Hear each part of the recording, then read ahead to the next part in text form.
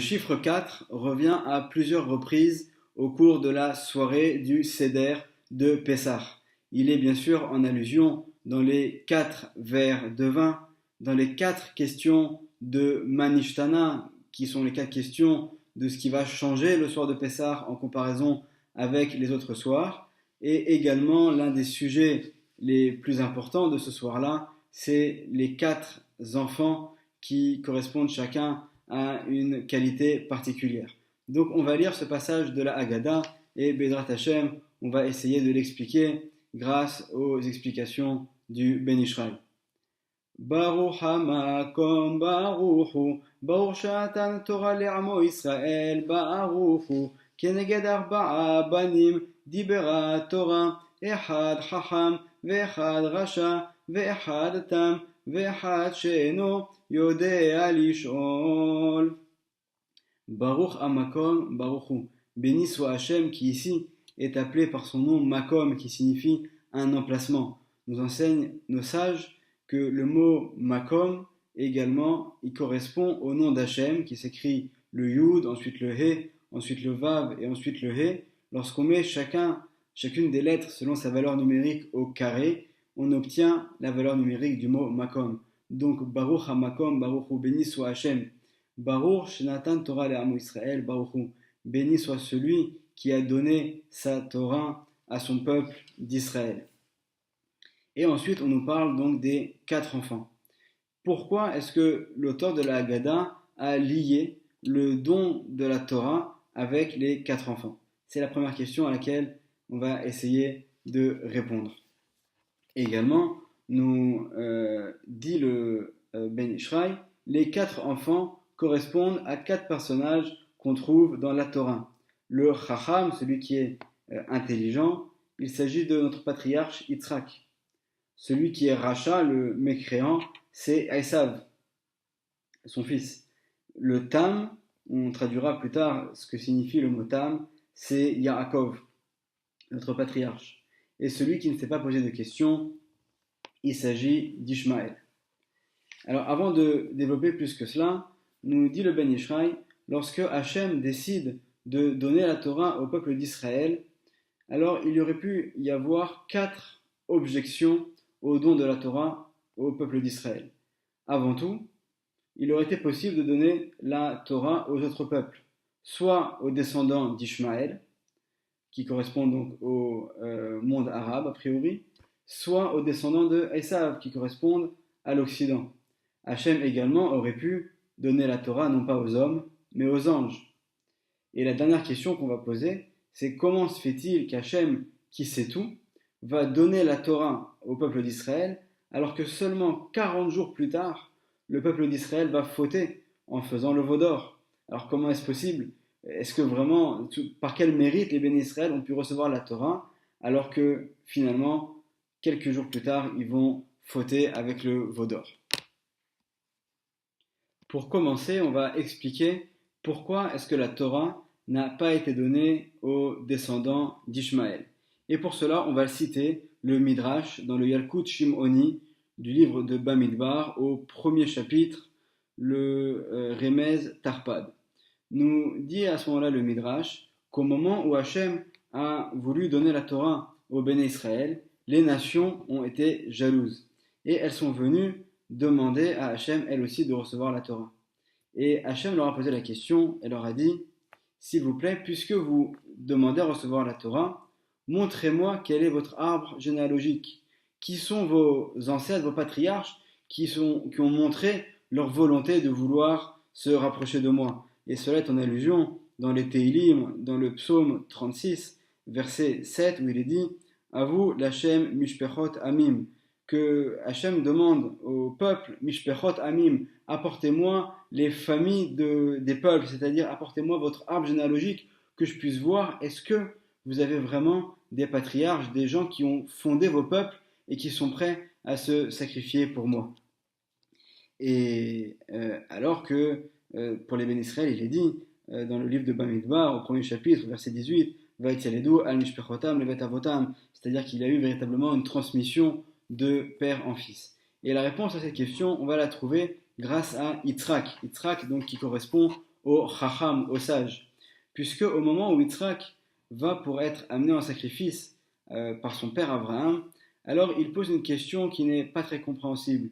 Il dit Ve'aye assez leola. Il demande à son père, mais on est en train d'avancer ensemble, mais où est l'animal que tu vas apporter en sacrifice? Comme si qu'il ne savait pas que c'était lui-même qui allait finalement en fait devoir être apporté en sacrifice. Et donc cette question, a priori, n'est pas compréhensible. Le Ben Israël nous explique que, étant donné que la Torah nous ordonne de consacrer l'aîné pour Hachem, comme il est écrit dans le livre de Vaïkra, au chapitre 27, verset 26, Ar Bechor Asher Yevukar Lachem Mivema Lo Yagdish Ish Oton. Un animal, un premier-né, devra être donc consacré pour Hachem. En posant cette question, Yitzhak se présente comme étant l'aîné d'Abraham, bien que Ishmaël l'a précédé, et d'une certaine manière, c'est pas une question qui est innocente. En posant cette question, en demandant où est l'agneau qui doit être apporté en sacrifice, Yitzhak comprend bien qu'il s'agit bien de lui et se présente comme étant l'aîné, celui qui va avoir l'héritage spirituel d'Abraham. Et donc finalement, lorsque plus tard, nous dit le Midrash, les nations viennent demander à recevoir la Torah, qu'on leur demande apportez-moi votre arbre généalogique. Nous, en tant que peuple d'Israël, dans notre arbre généalogique, à partir de Moshe, au-dessus de lui, donc on a bien évidemment les 12 tribus, le Yaakov et également Yitzhak et Abraham, et on se situe également exactement dans la lignée en fait des descendants d'Abraham. Donc par sa question, qui est une question extrêmement profonde, extrêmement intelligente, finalement Yitzhak dit mais attendez, comment c'est possible que moi on m'apporte en sacrifice alors que je suis l'aîné? Et il se présente donc bien comme un aîné, et c'est ce titre-là qu'il va avoir, et c'est pour cela aussi que Hachem va dire à Abraham Be Yitzhak ikare le Chazara. C'est par Yitzhak que sera appelée ta descendance Abraham. C'est Yitzhak qui va être le véritable successeur spirituel d'Abraham. Et par conséquent, puisque finalement Yitzhak a réussi à mettre de côté Ishmaël, donc Ishmaël se retrouve comme si qu'il n'avait pas d'ascendance. Il ne peut pas revendiquer le fait qu'il est le descendant d'Abraham, puisqu'il passe vraiment au second plan, et il ne mérite donc pas de recevoir la Torah. Donc on voit bien que parmi ces 4 enfants, le premier c'est Yitzhak, et c'est par son mérite que Ishmaël n'a pas pu recevoir la Torah. Donc ça répond également à la question pourquoi est-ce que la Torah n'a pas été donnée au peuple d'Ishmaël. On va à présent répondre à la deuxième question, qui est de savoir pourquoi est-ce que les descendants de Esav n'ont pas eu le droit eux aussi de recevoir la Torah. Et on va voir qu'au moment de la rencontre entre Yaakov et Esav, après que Yaakov ait séjourné pendant de longues années chez son oncle Lavan, qu'il a épousé, donc Rachel, Léa, Bia et Bilha et Zilpa, il va y avoir donc cette fameuse rencontre entre Esav et Yaakov, où Esav vient pour combattre Yaakov. Et en préparation de leur rencontre, Yaakov va préparer différents cadeaux pour son frère Esav, afin de pouvoir un petit peu calmer les esprits et aller plutôt vers une solution qui soit pacifique. Et lorsque Esav va rencontrer Yaakov, après qu'il ait vu donc tous les cadeaux qu'il va recevoir, il comprend bien, Esav, que c'est pour lui tous ces cadeaux. Mais pourtant, il pose la question suivante. Mi lecha kol hamachane hazeh asher pagashti. D'où est-ce que ça vient tout ce machane, tout ce campement, tous ces cadeaux que j'ai pu voir? En fait, il pose la question à Yaakov, mais je ne comprends pas. D'où est-ce que tu as pu accumuler autant de biens, autant de richesses?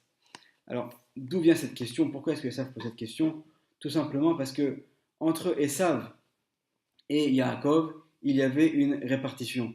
Esav, lui, a décidé de prendre pour lui tous les plaisirs de ce monde-ci.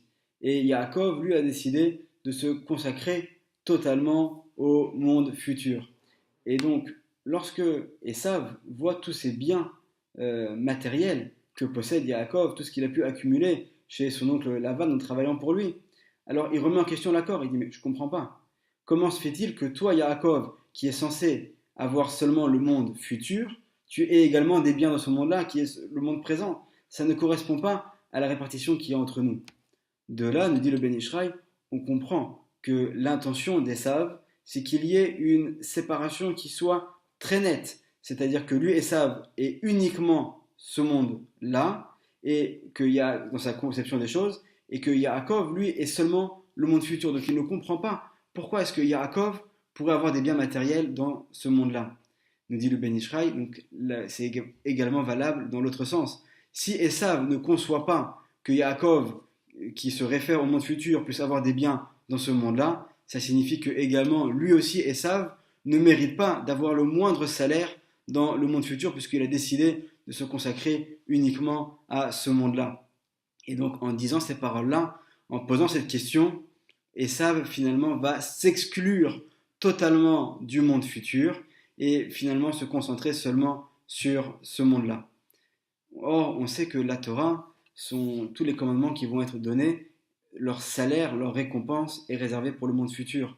Donc forcément, puisque Esav va s'exclure du monde futur, il ne peut pas revendiquer de vouloir recevoir la Torah, puisque finalement, lui, il veut être concentré dans ce monde-là qui est un monde matériel. Donc en disant ces paroles, Esav ne peut plus recevoir la Torah, et c'est la raison pour laquelle ça va répondre à la deuxième question. Esav, qui correspond au rachat, au mécréant, en posant cette question-là, il s'exclut du monde futur et ne mérite donc pas de recevoir la Torah. C'est la raison pour laquelle l'auteur de la Haggadah commence les paroles en disant Baruch Shanatan Torah l'Amo Israël. Donc la Torah, on a vu pourquoi elle n'a pas été donnée à Ishmaël, elle n'a pas été donnée non plus à Esav.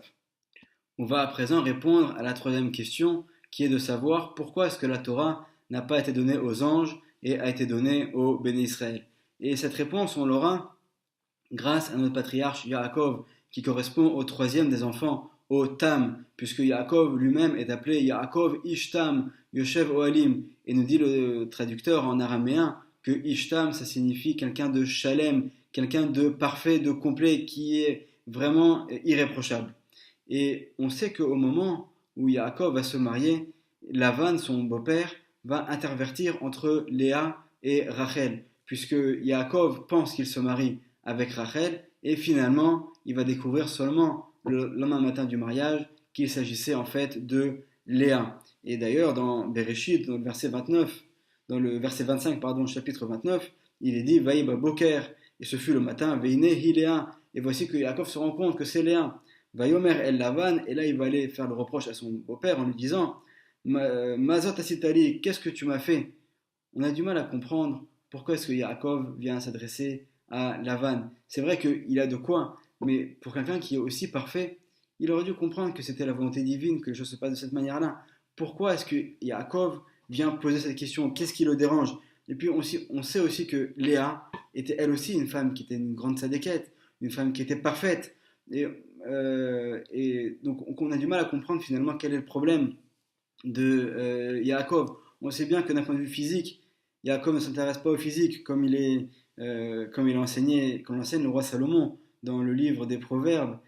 Sheker, Achen, Ve'evel, Ayofi, Ishairat, Hashem, Ititelal. Ce qui est important, c'est d'avoir une femme qui a la crainte d'Hachem et c'est elle qui méritera toutes les louanges et non pas par rapport à sa beauté. Donc, quel est finalement le problème qu'a pu avoir Yaakov et qu'est-ce qu'il vient reprocher? Nous enseigne le Ben Ishraï, Yaakov est quelqu'un de tellement parfait que également au niveau de sa pensée, il veut que tout soit parfait. Et lorsqu'il s'est uni avec Léa, il pensait que c'était Rachel. Donc finalement, il vient reprocher à Lavan le fait qu'au niveau de sa pensée, il y a eu une petite imperfection. Et Yaakov va venir ici nous enseigner l'importance de la pensée et du fait que, mis à part l'importance qu'on a bien évidemment de devoir faire les choses comme il se doit au niveau de nos actions, également au niveau de notre bouche, au niveau de nos paroles, également au niveau de la pensée, nous devons tous essayer de tendre vers la perfection comme ce qu'a fait Yaakov. Et c'est exactement ce reproche qu'il vient faire finalement de dire au niveau de la pensée, il y a eu une imperfection. Alors en quoi est-ce que la pensée est tellement importante? Et Yaakov, qui représente tout le peuple d'Israël, vient ici nous donner à tous un enseignement et nous dire de ne pas délaisser l'importance de travailler sa pensée et d'avoir une pensée qui soit toujours le plus pure et le plus parfait possible. Nos sages, dans le Midrash rabbin, sur le livre de Bereshit, sur le premier verset du premier chapitre de Bereshit, Bara Elohim et Hashamayim et Haaretz, nous révèle la chose suivante. Que avant même la création du monde, certaines choses ont été créées. Il y a eu des choses qui ont été créées de manière concrète et d'autres qui ont été créées dans la pensée. c'est-à-dire en potentiel. De quoi est-ce qu'il s'agit? Avot, les patriarches, Ve Israël, le peuple d'Israël, ou Bet Amikdash, le temple, ou Shmo Shel Mashiach, et le nom du Mashiach, Alou Bemarshava Leibarot. Ils sont montés dans la pensée pour être créés. C'est-à-dire qu'avant même la création du monde, ils existaient en potentiel. Quelle était l'importance de les créer en potentiel avant même de créer le monde? Étant donné que ces quatre choses-là correspondent au but pour lequel le monde a été créé. Avant tout, dans l'ordre, avant tout les Avot, les patriarches, qui ont été finalement les piliers, qui ont permis ensuite le peuple d'Israël, le deuxième. Le peuple d'Israël dont tout le but et tout l'intérêt, toute la motivation est de pouvoir faire le service divin, en particulier dans le temple, donc le Beth Amikdash, pour finalement arriver à s'élever spirituellement et mériter la venue du Mashiach ou Shmo Shel Mashiach. Donc on voit que finalement le peuple d'Israël a été créé au niveau de la pensée avant même que le monde soit créé. Or les anges auraient pu venir, eux ont été créés concrètement avant que l'homme soit créé, puisque Hachem a créé toutes les créatures et a laissé l'homme seulement le sixième jour à être créé en dernier. Et là, donc, on a un enseignement grâce à Yaakov qui vient par sa question nous dire bien que les anges aient été créés avant nous, c'est nous qui avons malgré tout un avantage sur eux. Pourquoi? Parce que nous avons été créés en potentiel avant tout le monde. Nous étions là bien avant la création du monde. Donc les anges ne peuvent pas venir maintenant revendiquer la Torah en disant nous avons été créés avant le peuple d'Israël, nous sommes des êtres spirituels qui méritons de recevoir la Torah avant eux. Le peuple d'Israël, lui aussi, a été créé d'un point de vue spirituel, dans la pensée, bien avant même la création du monde et avant même que les anges soient concrètement créés. Donc là, Yaakov, par sa question en disant Mazat Asitali, lorsqu'il vient poser la question à Lavan, en vérité, il vient nous donner à tous un enseignement pour toutes les générations, pour nous dire la pensée est extrêmement importante. Et nous-mêmes, le peuple d'Israël, tout commence par la pensée, par l'intention qu'on va avoir, par la manière dont on va se comporter. Avant tout, avant de passer à l'action, tout commence au niveau de la tête, au niveau de la pensée. Et donc en cela, Yaakov et ce Ish Tam, cet enfant Tam dans le sens de parfait, celui qui aspire à la perfection, même au niveau de la pensée, et qui nous rappelle nos origines, et grâce à sa question, on a à présent une réponse pour comprendre pourquoi est-ce que les anges non plus, donc après avoir vu le peuple d'Ishmaël, le peuple de Esav, à présent on voit également pourquoi est-ce que les anges n'ont pas mérité de recevoir la Torah.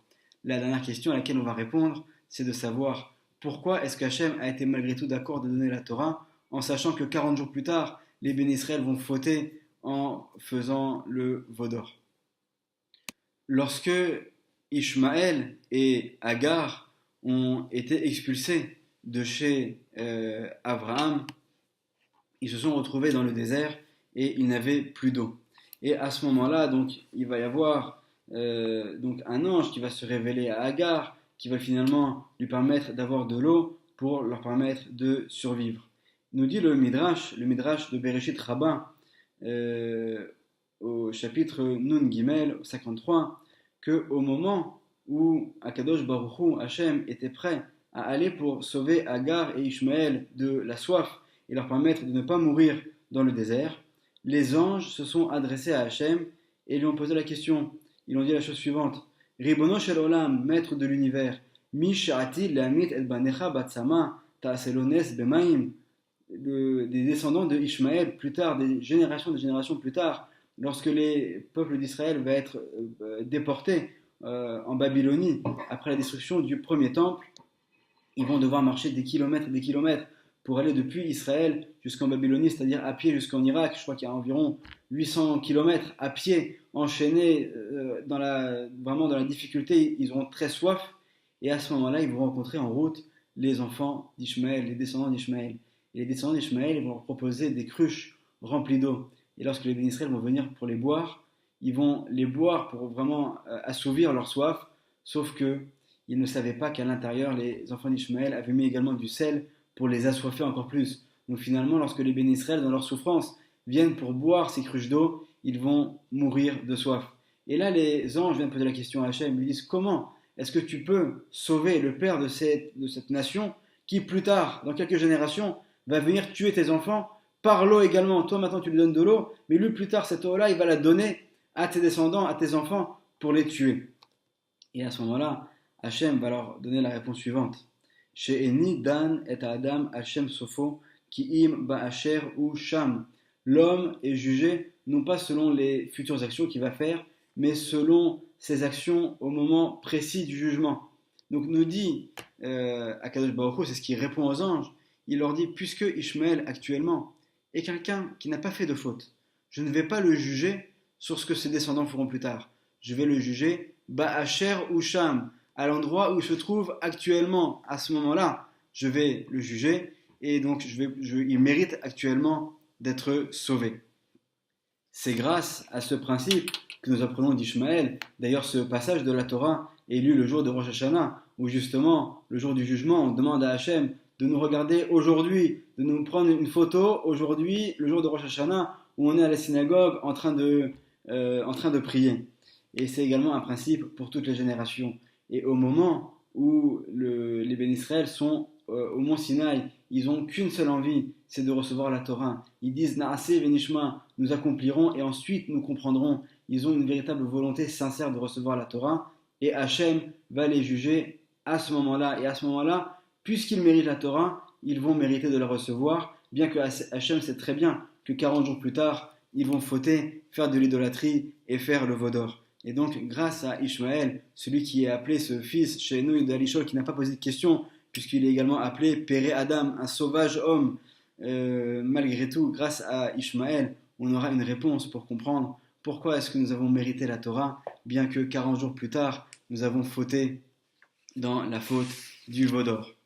Donc, après toutes ces explications, nous comprenons vraiment beaucoup mieux pourquoi est-ce que l'auteur de la Haggadah a lié le fait de remercier Hachem, de nous avoir donné la Torah, et le fait de parler des 4 enfants, puisque finalement, chacun de ces enfants va nous donner un enseignement qui permet de justifier pourquoi est-ce que nous méritons la Torah.